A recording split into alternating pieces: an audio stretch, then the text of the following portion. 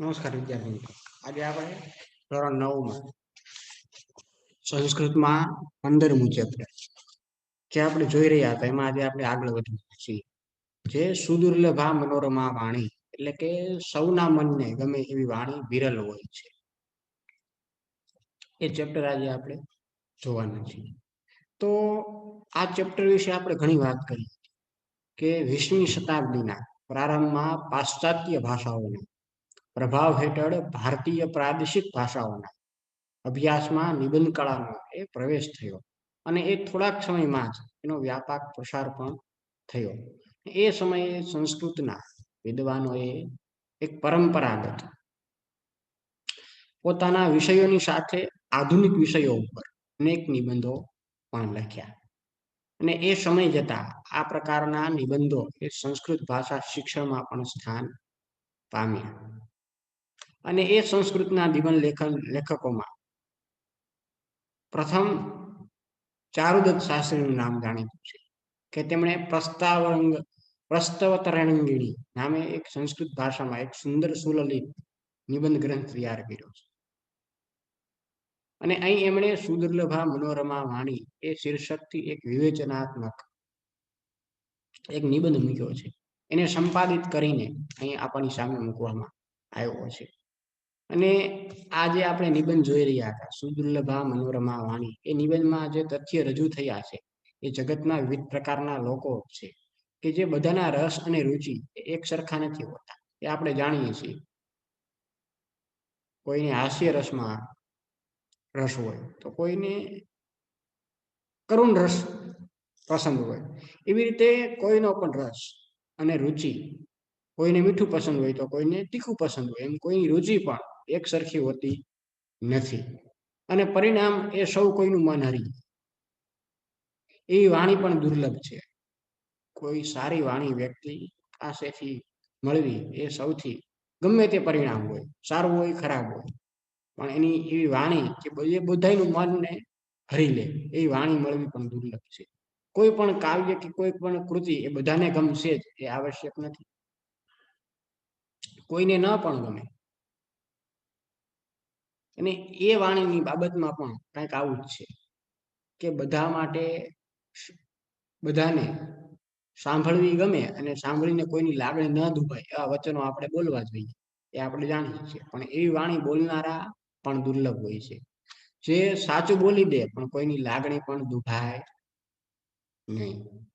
એમ આજે આપણે આ ચેપ્ટરની અંદર આપણે એ જ વાત કરવાના છે. તો આપણે આ લેક્ચર જે જોઈ રહ્યા હતા એમાં આપણે આગળ જે જોયું હતું એની અંદર આપણે જાણ્યું હતું કે દુનિયામાં જે વસ્તુ એકને ગમે છે બીજાને ગમતી નથી. આપણે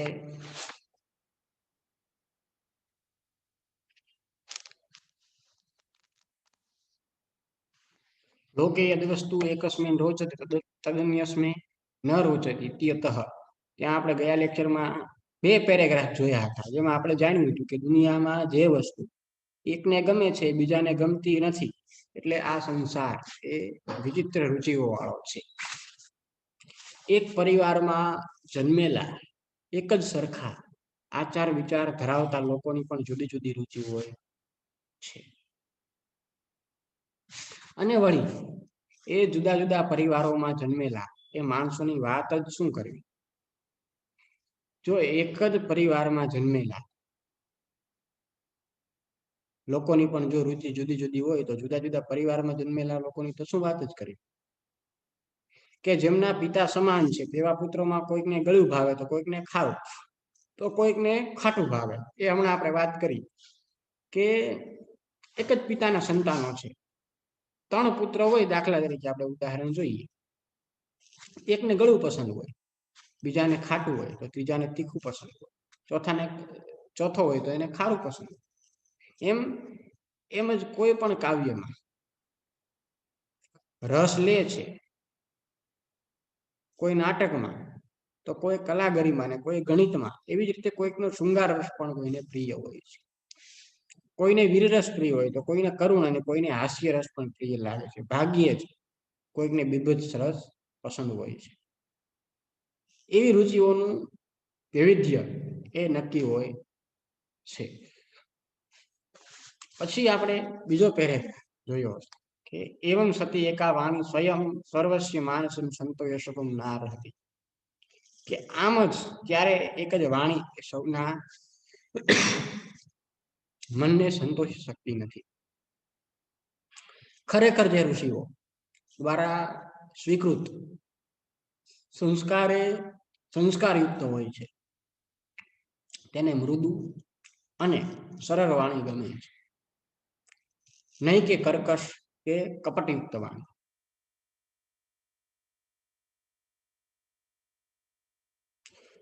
એટલે બધા સાથે વાતચીતનો જ્યારે પણ પ્રસંગ આવે એવી વાણી યોગ્ય હોય છે, પરંતુ જે જળ ખરાબ ટેવોમાં જે રચ્યો પચ્યો અને આળસુ સેવક હોય છે તેનો માલિક ઘણું કરીને કર્કશ વાણી કહે છે કે તું આવો છે, તું આવો છે, તું આમ નથી કરતો, તું આમ નથી કરતો, એવું ઘણું બધું એને કહે અને કામકાજમાં જોડે અને પોતાનું પ્રયોજન એ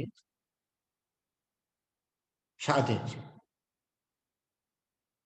પણ ખરેખર જે ઈર્ષ્યાથી ગ્રસ્ત હોય છે તેને અન્યના દુર્ગુણોનું અને પોતાના ગુણોનું વર્ણન એ ગમે છે, અને સાચે રીતે સજ્જન હોય છે, અને કેમે કરવી એ પરનિંદા એને ગમતી નથી.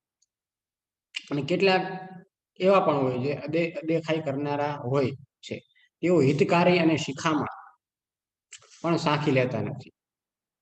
તે જ પ્રમાણે અલ્પજ્ઞાનીઓને પણ સર્વ રીતે સુંદર સરસ સુભાષિત પણ સંતોષ આપી શકતું નથી. સુભાષિતમ આપી ન સંતોષયતિ અલ્પજ્ઞાનમ. આપણે ત્યાં સુધી ગયો લેક્ચર જોયો હતો. હવે ત્યાંથી આજે આપણે આગળ વધીએ.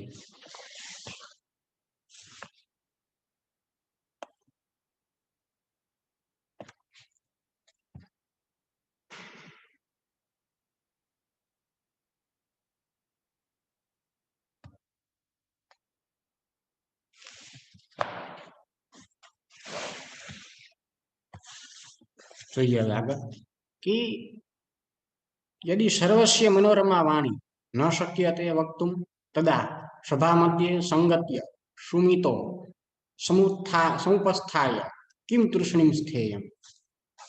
કે यदि सर्वस्य એટલે કે સૌના મનને, મનોરમા એટલે મનોરમ, મનને પ્રસન્ન કરનારી એ વાણી નામનું ત્યાં વિશેષણ છે.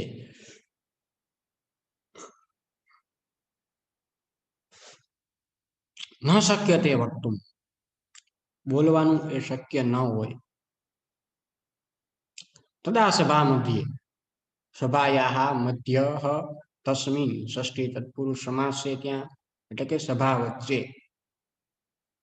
સંગત્ય ભેગા મળીને સમ ઉપસર્ગ ગમ ધાતુ, પ્રથમ ગણનો આત્મનેપદીય ધાતુ છે, અને અહીં ધાતુનું સંબંધક ભૂતકૃદંત લેબંત અવ્યય વાળો રૂપ આપવામાં આવ્યું છે. સમિતો એટલે સમિતિમાં અથવા સભામાં, સમુપસ્થાય હાજર રહીને, સમ ઉપસર્ગ ઉપસર્ગ સ્થા ધાતુ પ્રથમ ગણનો પરસ્મય પદીય ધાતુ છે, અને અહીં ધાતુનું સંબંધક ભૂતકૃદંત લેબંત અવ્યય વાળું રૂપ મૂકવામાં આવ્યું છે. તુષણીમ સ્થેયમ, મૂંગા રહેવું જોઈએ. તૃષણીમ સ્થેયમ, રહેવું જોઈએ. તૃષણીમ એટલે મૂંગા. તૃષણીમ સ્થેયમ એટલે મૂંગા રહેવું જોઈએ. પેલા આપણે એનું પૂરું પેરેગ્રાફ જોઈ લઈએ. કિમ વા મિથ્યા આખ્યેયમ ઇતિ પ્રશ્ન અત્રોત્તરમ દદાતિ મહારાજ હનુમંત. કે કિમ વા મિથ્યા આખ્યેયમ, મિથ્યા આખ્યેયમ એટલે નકામું બોલવું અથવા કહેવું જોઈએ. આ પ્રત્યય અને ખ્યા ધાતુ છે, બીજા ગણનો પરસ્મી પદીય ધાતુ છે, ને ધાતુનું વિદ્યાર્થક કર્મણી કૃદંત નપુંસકલિંગ પ્રથમા દ્વિતીય એક વચન રૂપવામાં આવ્યું છે. તે પુલ્લિંગ દ્વિતીય એક વચનમાં ચાલશે. ઇતિ પ્રશ્ન અત્રોત્તરમ, અત્રહ ઉત્તરમ, એને આપણે જો છૂટું પાડીએ તો આવું છૂટું થાય, અત્ર ઉત્તરમ, કે અહીં ઉત્તર, દદાતી એટલે આપે છે. મહારાજ મનુહુ કર્તાનું એક ક્રિયાપદ છે. મહારાજ મનુહુ અત્રોત્તરમ દદાતી, આપણે જો એનો અન્વય કરીએ એટલાનો એવો થાય, મનુ મહારાજ અત્રોત્તરમ દદાતી, કે यदि सर्वस्य मनोरमा वाणी न शक्यते वक्तुं तदा सभा मध्ये संगत्य समितो समुत्थाय किं तृष्णिं स्थेय किं वा मिथ्याख्येयमिति प्रश्नः अत्रोत्तरं ददाति महाराजः मनु, કે જો સૌના મનને પ્રસન્ન કરનારી વાણી બોલવાનું શક્ય ન હોય તો સભા વચ્ચે ભેગા મળીને અથવા સભામાં હાજર રહીને શું મૂંગા રહેવું કે નકામું બોલવું એ પ્રશ્ન છે. અહીં મહારાજ મનુ ઉત્તર આપે છે. શું ઉત્તર આપે છે? શ્લોક આપણી સામે છે, શ્લોકનું પઠન કરી અન્વય દ્વારા અર્થ કરી શબ્દશ અર્થ કરી આપણે એનો મૂળ ભાવાર્થ જાણીશું. જોઈએ આપણે શ્લોક. સભાં વા ન પ્રવેષ્ટવ્યા વક્તવ્યં વા સમંજસમ અબ્રુવન વિબ્રુવન વાપી નરો ભવતિ કિલ્બિષી. ફરીવાર જોઈએ.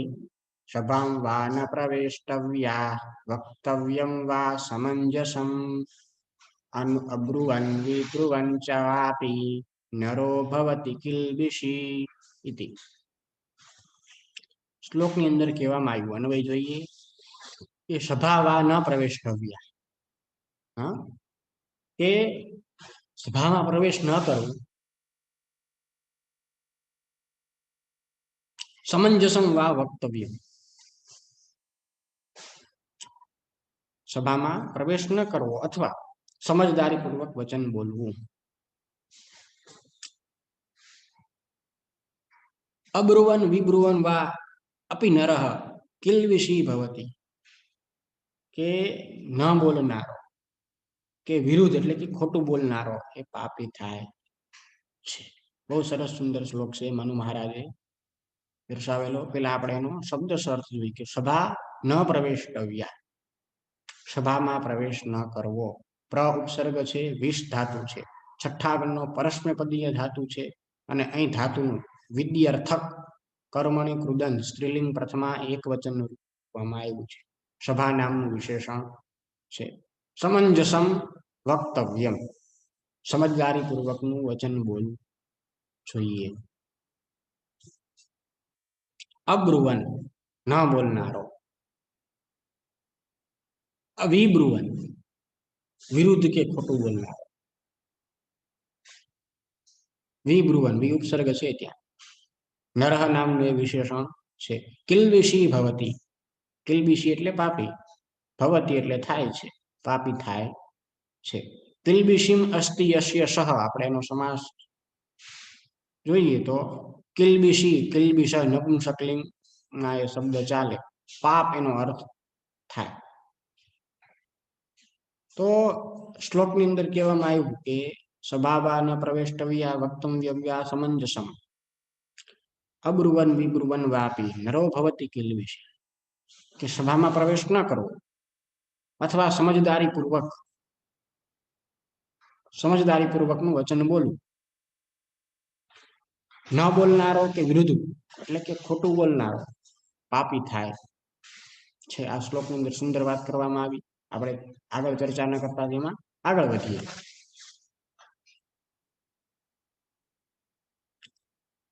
એવમ વ્યવહારેપી પ્રવૃત્તા વાણી સર્વાણી સમાન રૂપેણ ચ સંતોષયતિ.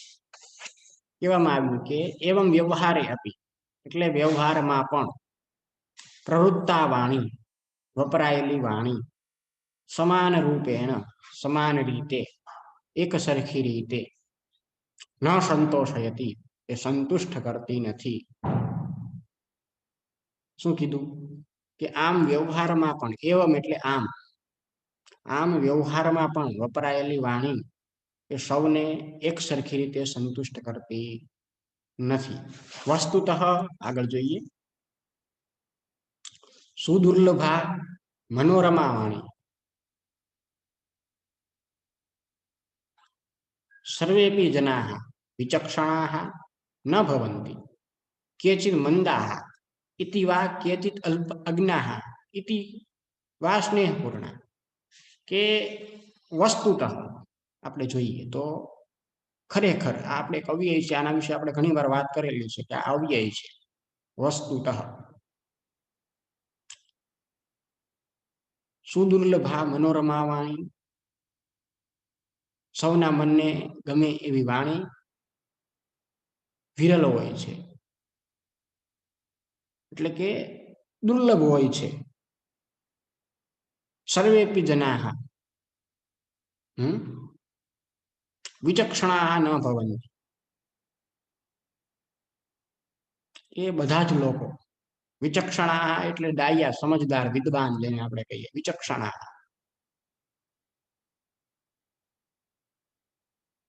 કે બધા જ લોકો એ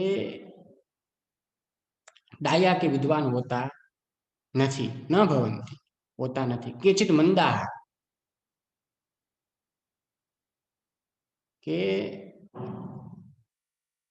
મંદા એટલે મંદ બુદ્ધિ મંદા નો અર્થ છે મંદ બુદ્ધિ બેદરકાર જેને આપણે કહીએ ઇતિવા કેચિત અજ્ઞાહ અજ્ઞાહ એટલે અજ્ઞાની જે જ્ઞાન વગરનો છે જેનામાં જ્ઞાન નથી અલ્પજ્ઞાની ના કહેવાય એના આપણે એને અલ્પજ્ઞાનીની અંદર થોડું જ્ઞાન હોય છે પણ એ અજ્ઞાનીની વાત છે જેનામાં કોઈ પણ સેજ પણ જ્ઞાન છે જ નહીં એને અજ્ઞાની કહેવામાં અજ્ઞાહ અજ્ઞાની કહેવામાં ઇતિવા સ્નેહપૂર્ણા સ્નેહપૂર્ણા સ્નેહેન પૂર્ણા તામ તૃતીયા તત્પુરુષ સમાસ વાણી નામનું એક વિશેષણ ત્યાં છે કે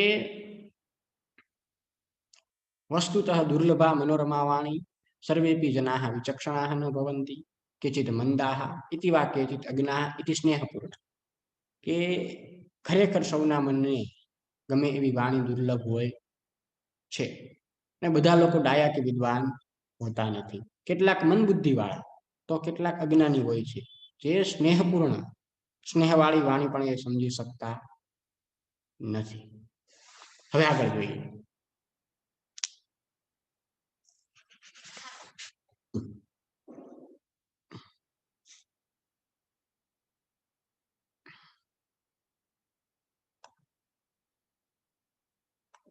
વાણીમપી ભાવયતુમ ન પારય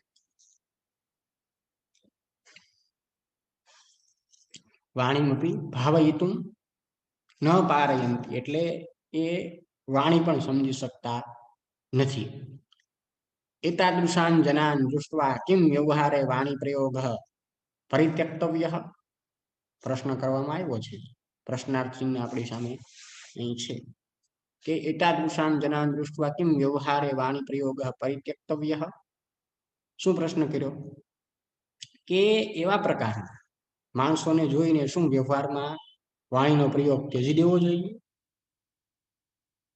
શબ્દ શર્થ જોઈએ એતાદૃશાન જનાન દૃષ્ટવા કિમ વ્યવહારે વાણી પ્રયોગ પરિત્યક્તવ્ય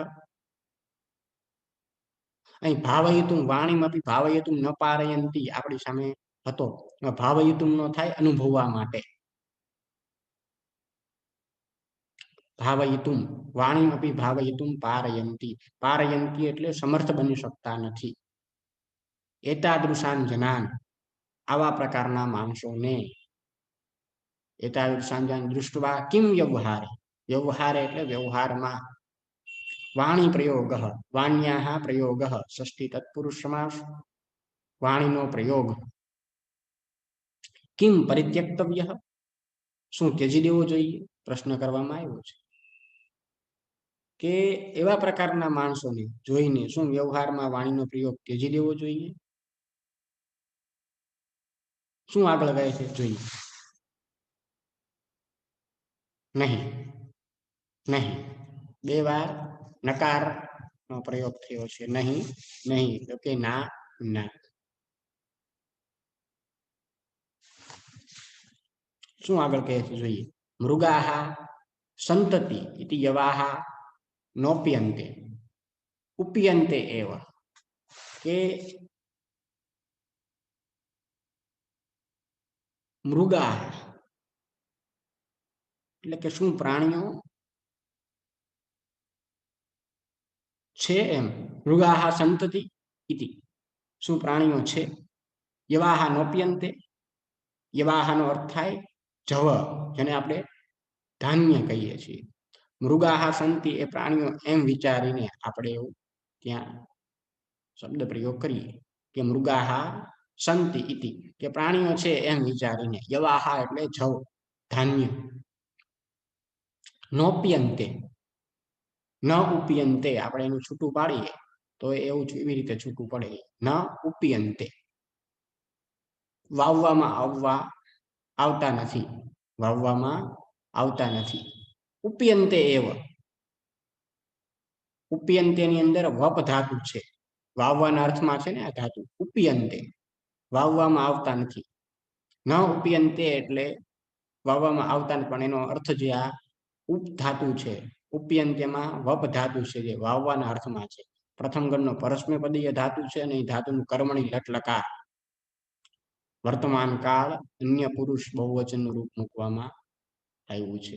શું કહે છે કે મૃગાહા સંતતિ ઇતિ યવાહા નોપ્યંતે ઉપયંતે, કે નાના, આપણે જો નહીં નહીં કે નાના, શું પ્રાણીઓ છે એમ વિચારીને જવ વાવવામાં આવતા નથી. વવાય જ છે, પછી એમ કહ્યું વવાય જ છે. કારણ કે આપણે આગળ જોયું હતું કે આવા લોકોનું, કેવા લોકો જે વ્યવહારમાં વપરાયેલી વાણી જે સૌને એક સરખી રીતે સંતુષ્ટ કરતી નથી, પણ ખરેખર સૌના મનને એ ગમે એવી વાણી દુર્લભ હોય છે. પણ બધા જે લોકો જે ડાયા કે વિદ્વાન હોતા નથી, કેટલાક મન બુદ્ધિ વાળા પણ હોય છે, જે અજ્ઞાની પણ હોય છે, જે સ્નેહપૂર્ણ વાણી એ સમજી શકતા નથી. એવા પ્રકારના લોકોને જોઈને આપણે વ્યવહારમાં વાણીનો પ્રયોગ ત્યજી દેવો જોઈએ તો કે નહીં. શું પ્રાણીઓ છે, આપણે એવો વિચાર કરીને આપણે જવ ન વાવીએ તો. શું પ્રાણીઓ છે એવું વિચારીને જવ ન વવાય તો. ના, વવાય જ છે. આપણે એવો વિચાર કરીને બેસી રહીએ કે પ્રાણીઓ છે એટલે આપણે જવ કે ધાન્ય આપણે નહીં વાવીએ તો. ના, એ તો વવાય જ છે, ભલે પ્રાણીઓ હોય તો પણ. એમ આમનો બોધ ઉપદેશ એ જ છે કે જે અજ્ઞાની લોકો છે એ સ્નેહપૂર્ણ વાણી જે નથી સમજી શકતા, છતાં પણ આપણે તો આપણા વ્યવહારમાં વાણીનો પ્રયોગ, સુદુર્લભા મનોરમા વાણીનો પ્રયોગ આપણે ત્યજી દેવો ન જોઈએ. આગળ જોઈએ. ભિક્ષુકાહ સંતતિ ઇતિ સ્થાલ્યો નાદૃશ્યન્તે. જો બીજું ઉદાહરણ આપણી સામે કે ભિક્ષુકાહ સંતિ ઇતિ, કે ભિક્ષુકો એટલે ભિખારીઓ છે એમ વિચારીને સ્થાલ્યો નાદૃશ્યન્તે, નાદિશ્રિયન્તે, સ્થાલ્ય ન અધિશ્રિયન્તે, આપણે એનું છૂટું પાડીએ તો એવી રીતે છૂટું પડે. શું તપેલીઓ એટલે કે ચૂલા ઉપર ચડાવવામાં આવતી નથી. બીજું ઉદાહરણ આપણી સામે આવ્યું કે ભિક્ષુકો છે એમ વિચારીને શું તપેલી ચૂલે ચડાવવામાં આવતી નથી. અધિશ્રિયંતે એવો, જો પાછો એનો જવાબ આપણને મળ્યો કે હા, ચડાવાય જ છે. જે પહેલા આપણે ધાન્યનું ઉદાહરણ કે પ્રાણીઓ છે વિચારીને આપણે ધાન્ય વાળવાનું થોડા છોડી દઈએ, આપણે તો વાવીએ જ છીએ તોય. એવા બીજો ઉદાહરણ આપ્યું કે ભિક્ષુકો સંતિ સ્થાલ્યો નાદશ્રિયંતે અધિશ્રિયંતે એવો, કે ભિક્ષુકો ભિખારીઓ છે એમ વિચારીને તપેલી ચૂલા ચડાવવામાં આવતી નથી. ના, ચડાવાય જ છે. અધિશ્રિયંતે એવો, ના, ચડાવાય જ છે. હવે આગળ જોઈએ.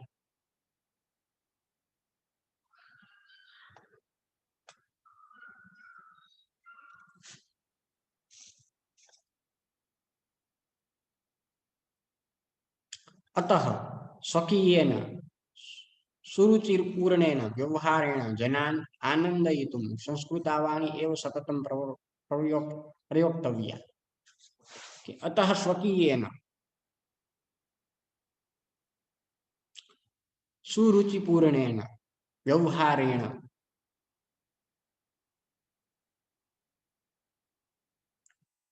શુચિપૂર્ણેન એટલે શું? સુરુચિપૂર્ણ વ્યવહારેણ નામનું એ વિશેષણ ત્યાં છે. અધિશ્રિયંતે આપણે જોયું ને, અધિશ્રિયંતે એવ માં અધિશ્રિયંતેમાં અધિ ઉપસર્ગ છે અને શ્રી ધાતુ છે, શ્રી રસ્વ છે.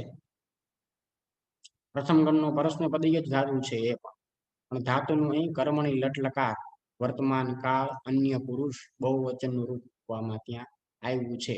અતઃનો અર્થ થાય આથી. આ એક અવ્યય છે. સ્વકીયેન સુરુચિપૂર્ણેન સુરુચિપૂર્ણ વ્યવહારેણ જનાન આનંદયિતુમ આનંદયિતુમ એટલે આનંદ આપવા માટે સંસ્કૃતાવાણી એવ સતતમ પ્રયોક્તવ્યા પ્રયોજવી જોઈએ. પ્રયોક્તવ્યા એટલે પ્રયોજવી અથવા વાપરવી જોઈએ. શું કે છે આખો અર્થ?